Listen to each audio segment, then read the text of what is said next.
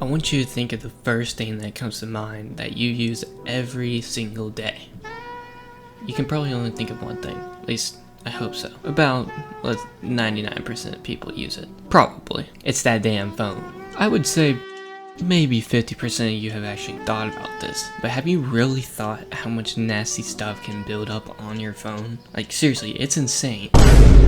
I know you've probably heard it before, but it's true. Your phone can carry all kinds of bacteria, even viruses. Now, I'm not trying to scare you, but think about where you're actually taking it. If you're a doom scroller on TikTok or Reels, you probably know this one, the bathroom. And yeah, I'm guilty of it too. It's kind of like a subconscious thing. You go in there, you sit down, and it feels like your time to relax. Well, not relax, but you get what I mean. But here's the problem. You're literally in the nastiest place in your house, with your phone in your hand. Now, you may think it's not that bad, but let me list all the kinds of different things that can build up on your phone, and basically inform you on what each of these things can do to you, or just basically cause. Alright, so let's start with the basics. Why do phones get so nasty? To put it simply, a warm surface plus constant hand contact equals a perfect breeding ground. Phones touch multiple environments, such as pockets, bathrooms, kitchen counters, gyms, etc. And unlike our hands, we basically never watch our phones. Alright, next is what really grows on your phone. And this does not just imply to say a bathroom, this is just as a whole. So let's start with bacteria. E. coli. E. coli usually comes from fecal contamination, aka bathroom trips plus doom scrolling. Studies show E. coli can survive on surfaces for hours to days, causes stomach problems, diarrhea, and sometimes serious infections like urinary tract infections, which can be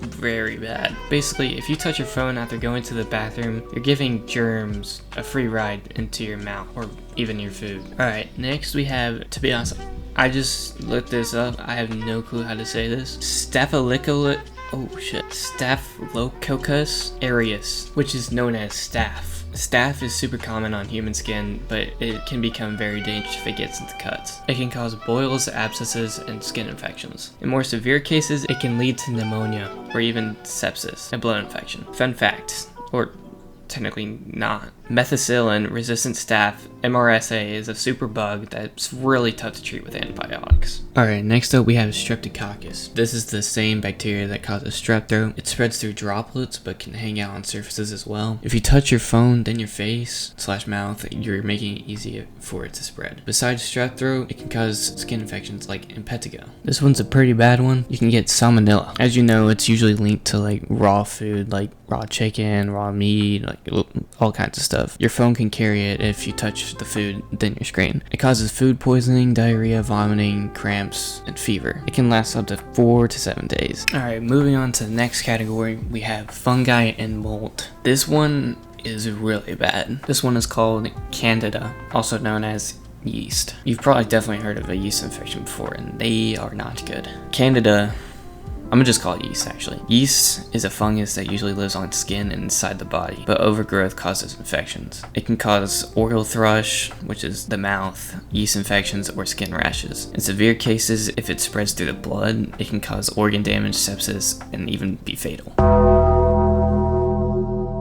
So yeah, I would definitely not want this one hitching right on my phone. Alright, last one in the fungi and mold category is Aspergillus, also known as just mold. It's usually harmless because it's more of a common mold and dust and air, but people with a weak immune system or asthma can cause lung infections. Symptoms include coughing, wheezing, and shortness of breath. Basically, your phone could be a mold delivery system for anyone sensitive. The viruses. These are pretty bad because, they're viruses. But the first one is norovirus. It is known as the cruise ship virus because it spreads so easily. Just a few particles can make you sick. It causes violent vomiting, diarrhea, and stomach cramps. It can live on surfaces like phones for days to weeks.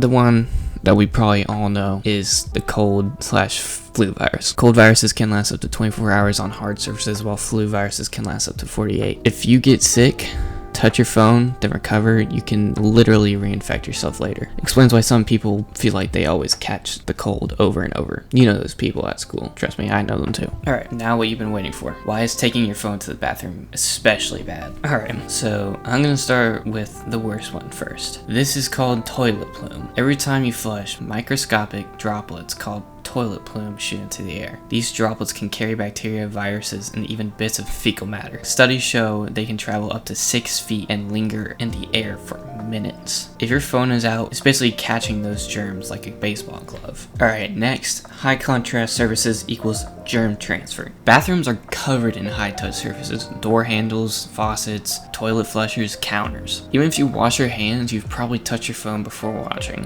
which means all those germs you picked up end up back on the phone. A dirty cycle, basically germs to phone, to hands, to face, to food, to stomach. Next is warm plus moist equals a germ playground. I kind of like mentioned in the beginning, like warmness and just nasty, like, you know when you step outside and it's humid? That's not even a good analogy, forget that.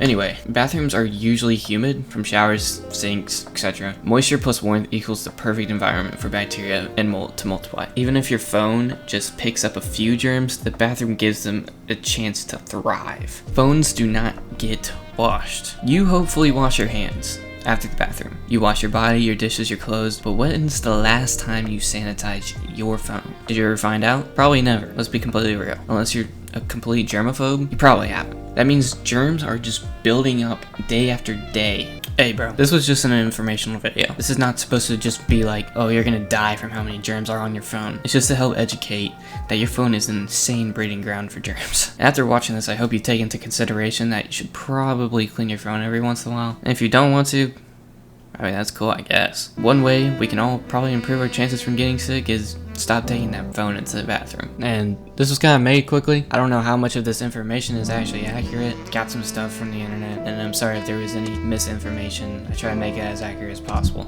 If you made it this far, thank you for watching. Hope to see you again. Bye-bye.